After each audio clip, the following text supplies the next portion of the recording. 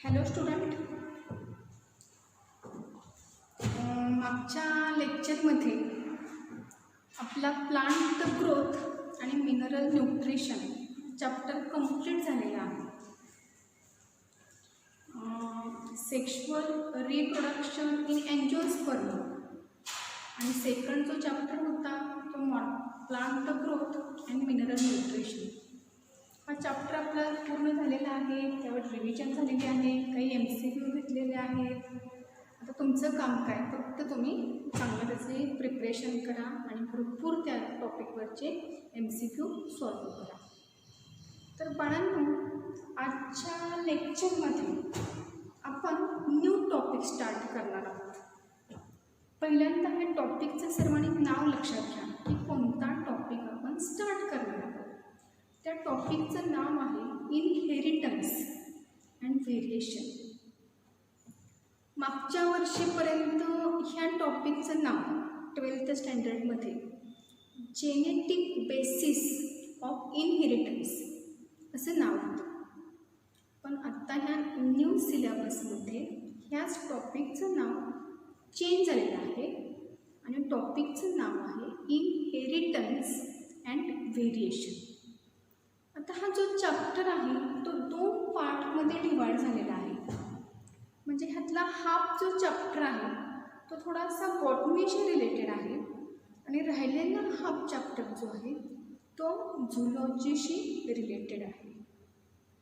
आता ह्या चॅप्टरमध्ये ॲक्च्युली आपल्याला काय शिकायचं आहे, इनहेरिटन्स म्हणजे काय आणि व्हेरिएशन म्हणजे काय.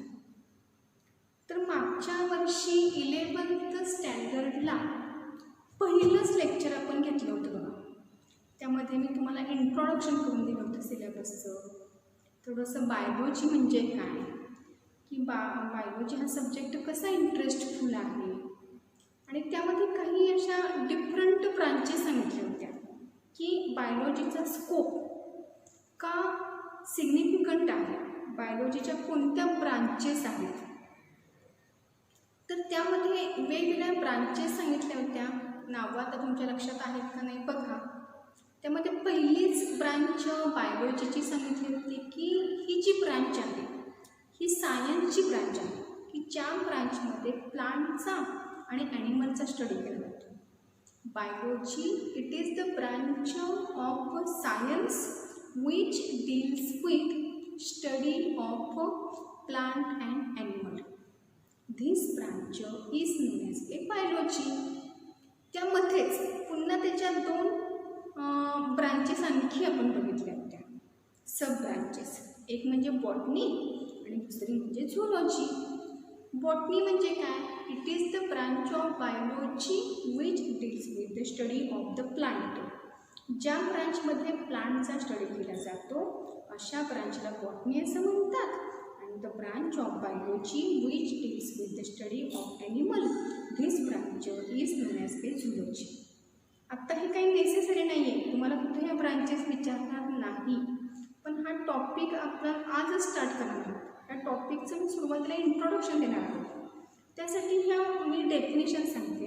सायटॉलॉजी म्हणजे काय, it is the branch of biology which deals with the study of the cell. Histology it is the branch of biology which deals with the study of the tissues. आता ह्या काही ब्रांचेसची नावं मी फक्त सांगते, सगळ्या काही डेफिनेशन मी आता सांगत बसत नाही आहे, ते आत्ता आपल्याला इसेन्शियल पण नाही आहे. For example cytology, for example histology, for example microbiology, for example morphology, for example anatomy, for example palaeobiology, for example evolution and then the most important branch which is necessary for this topic, this branch is known as genetics. आता ही genetics जी branch आहे बायोलॉजीची, ह्या ब्रांचमध्ये actually study कशाचा केला जातो.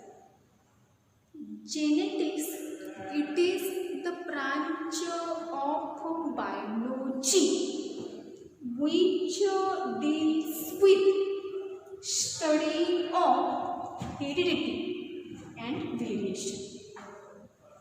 म्हणजे आपल्या टॉपिकचं जे नाव आहे इनहेरिटन्स आणि व्हेरिएशन, त्यासाठी ही रिलेटेड ब्रांच आहे. त्या ब्रांचचं नाव काय आहे सांगा? जेनेटिक्स. आणि जेनेटिक्स ही जी ब्रांच आहे ज्या सायंटिस्टने डिस्कवर केली होती, त्या सायंटिस्टचं नाव आहे विल्यम पॅटसन. इन 1906ला त्यांनी ही ब्रांच डिस्कवर केली होती. मग आता पहिलाच पॉईंट मी काय सांगितलेलं आहे की genetics. What is the definition of the genetics? Genetics, it is the branch of biology which deals with study of heredity and study of variation. This branch is known as a genetics. आता ह्या जेनेटिक्समध्ये 2 words मी सांगितले होते. कोणते 2 words? पहिला word होता heredity आणि second जो word आहे त्याचं नाव आहे व्हेरिएशन. आता हेरिडिटीलाच आपण एक पॅरलल वर्ड वापरूया, इनहेरिटन्स. ओके, हेरिडिटीचा अर्थ काय? कशाला आपण हेरिडिटी म्हणतो? बघा, बऱ्याच वेळेला आपण असं म्हणतो की तो मुलगा फार हुशार आहे, तो त्याच्या आजी आजोबांसारखा तो खूप हुशार आहे, किंवा वडिलांसारखा हुशार आहे, आई वडिलांसारखे चांगले गुणधर्म त्याच्यामध्ये आलेले आहेत, असं पण वारंवार म्हणतो.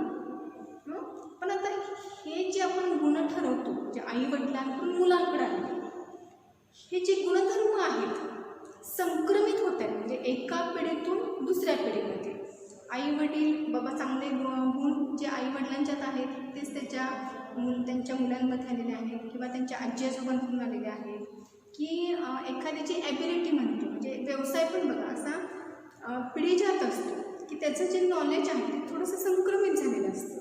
ओके, म्हणजेच आता हे जे गुणधर्म संक्रमित होतात त्या ती जी टर्म आहे त्या टर्मलाच आपण काय म्हणतो सांगा? हेरिडिटी. आता हेरिडिटीचा अर्थ काय? कशाला हेरिडिटी असं म्हटलं जातं? The transmission of character from one generation to another generation. This transmission of character is known as a heredity. मग हेरिडिटीचा अर्थ काय लक्षात ठेवणार सांगा?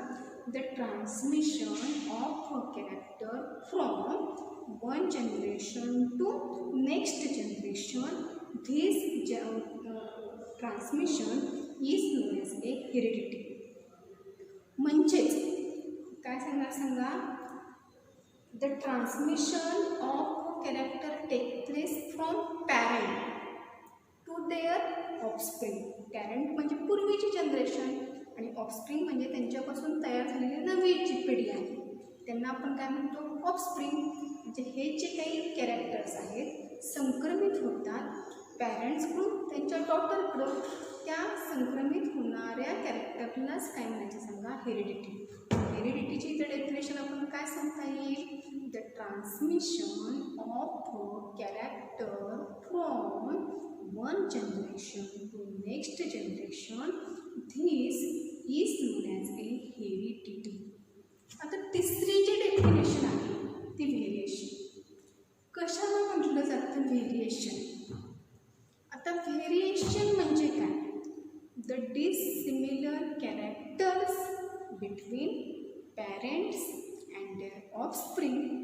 This dissimilarities is known as a variation. व्हेरिएशनचा अर्थ काय लक्षात ठेवणार सांगा? Dissimilar characters between parents and their offspring. This characters are known as a variation. आणि व्हेरिएशन ही जी प्रोसेस आहे ती पुढं कशासाठी लागते? म्हणजे ही प्रोसेस महत्त्वाची आहे. आणि variation he process responsible for evolution. Evolution म्हणजेच आपण त्याला काय म्हणतो? उत्क्रांती. म्हणजे उत्क्रांतीसाठी कोणती प्रोसेस ही नेसेसरी आहे? तर त्या प्रोसेसचं नाव आहे variation. Variation is responsible for evolution. तर या टॉपिकची स्टार्टिंग करताना आपण स्टार्टिंग कशापासून केलेली आहे? तर पहिल्यांदा आपण कोणती त्यामध्ये ब्रांच बघितलेली आहे? जेनेटिक्स. जेनेटिक्स ह्या ब्रांचमध्ये स्टडी कशाचा केला जाणार? It is the branch of science which deals with study of heredity and variation is known as A genetics. आणि जेनेटिक्स ही ब्रांच कोणत्या सायंटिस्टने डिस्कवर केलेली आहे? त्या सायंटिस्टचं नाव काय आहे? तर त्या सायंटिस्टचं नाव आहे विल्यम बॅटसन. 1906ला त्यांनी ही ब्रांच डिस्कवर केलेली आहे. आणि ह्या ब्रांचमध्ये येणारे दोन महत्त्वाचे जे वर्ड्स आहेत ते कोणते आहेत? हेरिडिटी आणि सेकंड जो वर्ड आहे तो कोणता असणार सांगा? व्हेरिएशन. हेरिडिटीचा अर्थ काय आहे? The transmission of character from one generation to next generation is known as a heredity. And what is variation? The dissimilar character between parents and their offspring is known as variation. मग या तीन definition सर्वांना समजलेले आहेत का? पहिली definition आपण कोणती बघितली? जेनेटिक्स. दोन महत्त्वाचे वर्ड्स कोणते लक्षात ठेवणार? फर्स्ट हेरिडिटी आणि सेकंड व्हेरिएशन. सेकंड डेफिनेशन कोणती आहे? Heredity. What is heredity? The transmission of a character from one generation to next generation. आणि तिसरी त्यामध्ये डेफिनेशन कोणती बघितली होती? Variation. Variation means the dissimilar character between parents and their offspring is known as a variation. And variation is responsible for evolution. Variation is responsible for variation. आता आणखी एक शब्द या चॅप्टरमध्ये नेहमी जाणार आहे तुम्हाला. तर तो वर्ड कोणता आहे तो मी सांगते. तर त्या वर्डचं नाव आहे जीन. कोणता वर्ड आहे? त्या वर्डचं नाव काय आहे सांगा? जीन. आता जीन म्हणजे काय? जॉन्सन्स या सायंटिस्टने जीन ही टर्म डिस्कवर केली. What is gene? Gene is a particular segment of DNA. DNA, it is the type of the nucleic acid. DNA means deoxyribose nucleic acid. Nucleic acid consists of two types, DNA and RNA.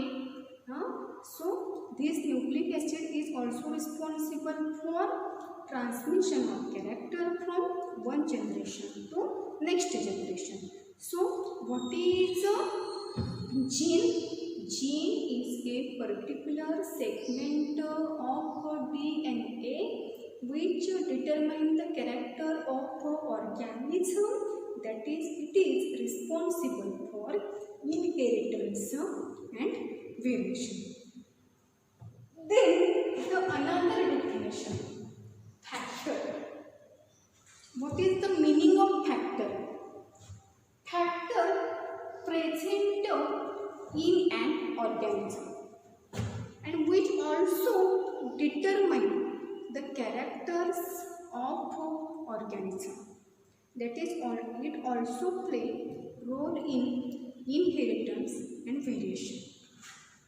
And then the last term, clone. Clone means organism produced by asexual reproduction or plant produced by vegetative propagation and which are similar to their parent. It is known as a clone. हे मी 5 word का लिहिलेले आहेत? कारण हे 5 word जे आहेत ते नेहमी तुम्हाला ह्या टॉपिकमध्ये लागणार आहेत. पहिल्यांदा टॉपिकची सुरुवात म्हणजे इनहेरिटन्स आणि व्हेरिएशन सायन्सच्या किंवा बायोलॉजीच्या ज्या ब्रांचमध्ये केली जाते त्या ब्रांचचं नाव आहे genetics. Genetics it is the branch of biology which deals with study of inheritance or heredity and variation. What is heredity? The transmission of a character from one generation to next generation. And what is variation? Variation means the dissimilarities between parents and their offspring is known as a variation. Variation is responsible for a evolution. Then what is gene? It is a segment of DNA which is responsible for inheritance and variation. Factor, it is present in an organism. Then What is clone? Clone, that is organism produced by asexual reproduction or plant produced by vegetative propagation which are similar to their parent is known as a clone. आता ह्या टॉपिकमध्ये आपल्याला study करायचा आहे. कशाचा study करायचा आहे? पहिल्यांदा म्हणजे ह्या इनहेरिटन्स व्हेरिएशन म्हणजे जेनेटिक्सवर ज्या सायंटिस्टनी स्टडी केलेलं आहे त्या सायंटिस्टचं नाव आहे ग्रिगर जॉन मेंडेल. पहिल्यांदा त्या सायंटिस्टचा थोडासा आपल्याला जीवन परिचय बघायचा. त्यानंतर नेक्स्ट या टॉपिकमध्ये काही ज्या डेफिनेशन्स आहेत की ज्या आपल्याला मेंडेलनी काही त्याचे नियम मांडले होते त्या नियमांनाच मेंडेल्स लॉ असं म्हटलं जातं. मग आता हे मेंडेलचे 3 लॉ आहेत. मेंडेल लॉ ऑफ डॉमिनन्स, त्यानंतर मेंडेल्स लॉ ऑफ सेग्रिगेशन, असे जे काही लॉ आहेत त्या लॉचा स्टडी आपल्याला ह्या टॉपिकमध्ये करायचा आहे. आणि त्याआधी हे जे लॉ प्रूव्ह करण्यासाठी काही त्यांनी प्रोसेस शोधून काढली होती. ते प्रोसेस कोणते आहेत? त्या प्रोसेसचे नाव आहे मोनोहायब्रिड क्रॉस, डायहायब्रिड क्रॉस. त्यावरूनच त्याच्यामध्ये 2 शब्द आणखी लक्षात घ्या, मोनोहायब्रिड रेशो, डायहायब्रिड रेशो. म्हणजेच या टॉपिकमध्ये आपल्याला मेन महत्त्वाचं काय शिकायचं आहे? Monohybrid cross, monohybrid ratio, dihybrid cross, dihybrid ratio आणि मेंडेलचे 3 लॉ आहेत. आणि पुन्हा त्याचे काही डेरिवेशन्स आहेत. ते डेरिवेशनसुद्धा आपण ह्या टॉपिकमध्ये बघणार आहोत. तर सुरुवातीला सगळ्यांना महत्त्वाचं मी सांगते की who is the father of genetics? Gregor John Mendel is the father of genetics. Gregor John Mendel, it is the son of the farmer. It born in Austria. Mendel born on 22 July 1822 and Mendel died on 6th June on 1880. And birthplace of John Mendel is in Austria. Then he studied mathematics and natural science at University of Vienna in 1851 to 1853. Then he became the member of the Zoological Botanical Society of the Vienna in 1853. आणि ह्यानंतर मात्र मेंडेलचं जे life आहे ते वेगळ्याच कामासाठी आहे. बघा सुरुवातीला काय लक्षात ठेवणार की who is the father of genetics? Gregor John Mendel is father of genetics.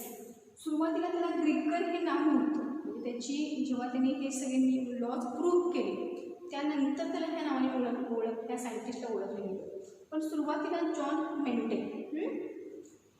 Mendel born in A Austria आणि तो एका फार्मरचा मुलगा होता. पण त्याला खूप असे काही प्रश्न पडायचे की ह्या झाडांचा कलर किंवा फुलांचा कलर का वेगळा आहे, त्यांचे सीड्स असे डिफरंट का आहेत, सीडचे शेप्स वेगळे का आहेत, असे खूप काही त्याला प्रश्न पडायचे. आणि तो प्रश्न त्याच्या वडिलांना विचारायचा की पण त्याच्या वडिलांना ही काही उत्तरं देता येत नाही.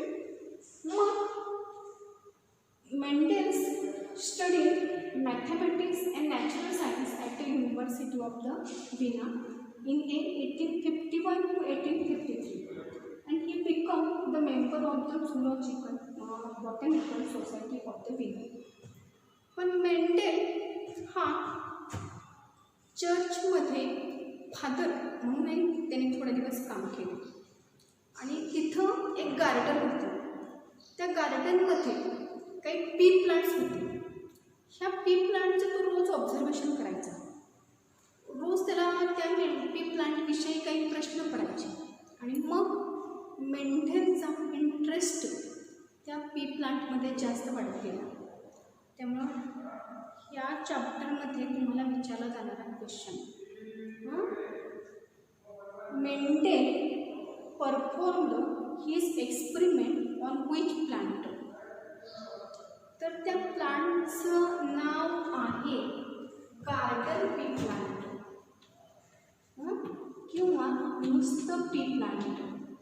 आता 11th स्टँडर्डला आपल्याला काही प्लांटची आपण बॉटॅनिकल नावं बघितली. त्यापैकी पी प्लांटचं बॉटॅनिकल नेम आहे पायसम सटायव्हम. पायसम सटायव्हम. मग ह्यामध्ये लक्षात घ्या, Mendel performed his experiment on which plant? This plant is known as a Pisum sativum. Pisum, it is the name of the genus. So genus name start with a capital letter, and sativum, it is the name of the species and it start with a small letter. तर ह्यामध्ये आता काय काय लक्षात ठेवणार आहे की father of, who is the father of genetics? Birger John Mendel is the father of genetics. Birth date 22 July 1822. He died on 6 June 1884. Birthplace Austria. सुरुवातीला स्टडी करताना कशामध्ये केला होता? Mathematics and natural science. University of विना in 1852-1853. He became the member of the Zoological Botanical Society of Vienna in 1853. And Mendel proved his experiment on which plant? This plant is known as a Pisum sativum. आता ह्यावर बऱ्याच वेळेला विचारला जाणारा question, high Mendel selected pea plant for his experiment. हे आपण नंतर डिटेलमध्ये बघणार आहोत, पण सुरुवातीला एवढंच सांगते की मेंडेलने त्यामध्ये काही कॉन्ट्रास्टिंग कॅरेक्टर बघितले. How many contrasting character he observed on the pea plant? Mendel observe 7 contrasting character in a pea plant. 7 contrasting character, that is size of seed, shape of seed, color of seed, color of flower, shape of pod, color of pod. These various contrasting character Mendel observed in the pea plant. So these 7 characters are known as a 7 contrasting character of a pea plant. These characters are known as a 7 contrasting character of a pea plant. Then why Mendel selected pea plant for his experiment? म्हणजे मेंडेलला interest निर्माण झाला कशामुळं की त्या चर्चा सभोवताली ते garden होती, तिथं पी प्लांट होते आणि त्यावर त्यांनी त्याचा स्टडी त्याचा इंटरेस्ट निर्माण घेतला. पण त्याच्या एक्सपेरिमेंटसाठी मेंडेलने पी प्लांटचीच निवड काय केली? ह्यावरही तुम्हाला खूप वेळा क्वेश्चन विचारतो. Why Mendel selected pea plant for his experiment? आपण क्वेश्चनचा आन्सर डिटेलमध्ये बघणार आहोत. Because pea plant is a annual plant, it is a short duration plant, it consist bisexual flower and flowers are useful for easy emasculation. So these are the various reasons for which Mendel selected pea plant for his experiment. So in this lecture we understand the 5 different definitions. First, what is genetics? Who discovered genetics? William Batson in 1906. What is genetics? It is the branch of biology which deals with the study of heredity and variation. What is heredity? The transmission of a character from one generation to next generation. What is variation? The dissimilar characters between parents and their offspring is known as variation. What is gene? Gene, it is a segment of the DNA which is responsible for inheritance and variation. Then what is factor present in organism determine the characters of an organism. Clone produced organism produced by the produced by the vegetative propagation which are similar to their parents is known as a clone. Then who is the father of genetics? Birger John Mendel is the father of genetics. He selected which plant for his experiment? Pea plant. And what is the botanical name of the pea plant? Botanical name of the pea plant is a Pisum sativa. How many? He observed the contrasting character in pea plant. Mendel observed the 7 contrasting character in the pea plant.